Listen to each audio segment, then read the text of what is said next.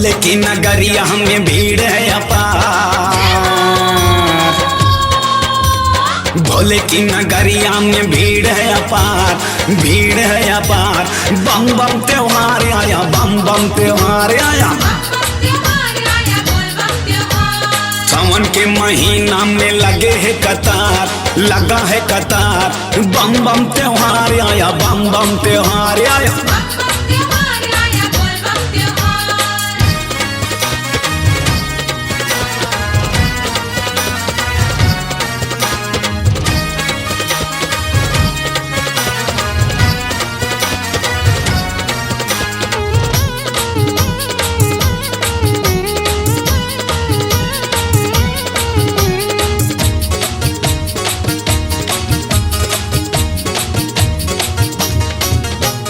चलो जी कमरिया जाना जरूर है,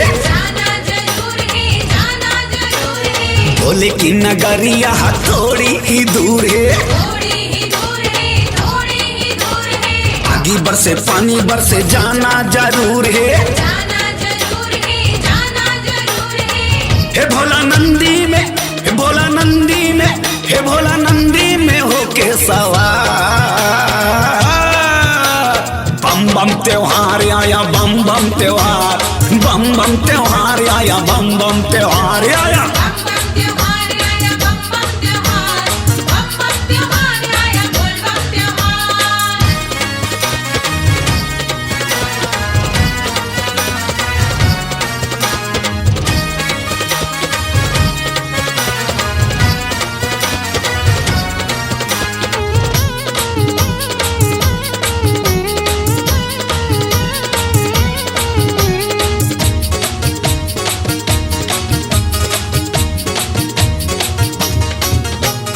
भगवा के रंग को हमको चढ़ाना है, भोले जी के द्वारे जाके जल को चढ़ाना है। बेली के पत्रों से भोले को मनाना है।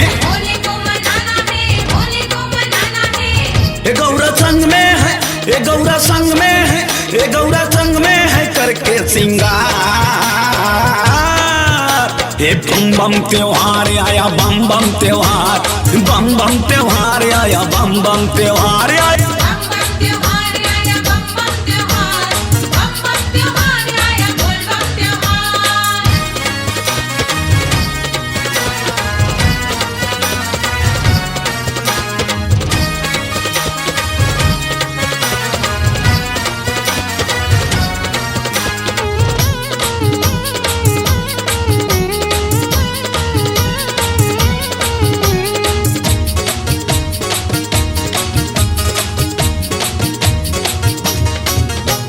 सावन का महीना आया, बम बम का नारा है, भोले की भक्ति में झूमना और गाना है। महाकाल कौहेश्वर दर्शन को जाना है। ये सब बोलेंगे, सब बोलेंगे, सब बोलेंगे मिलके जयकार। बम बम त्योहार आया, बम बम त्योहार, बम बम त्योहार आया, बम बम त्योहार।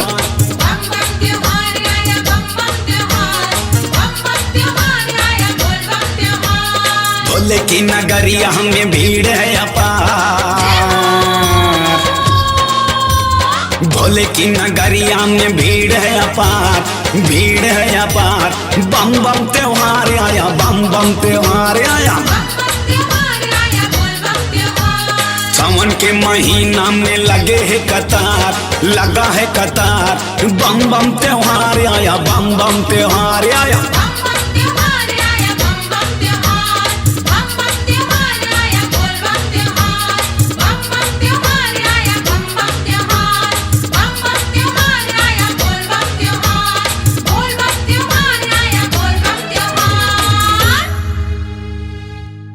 स्वरांजलि स्टूडियो, नेमीचंद गली नंबर 2, गंजपारा, रायपुर।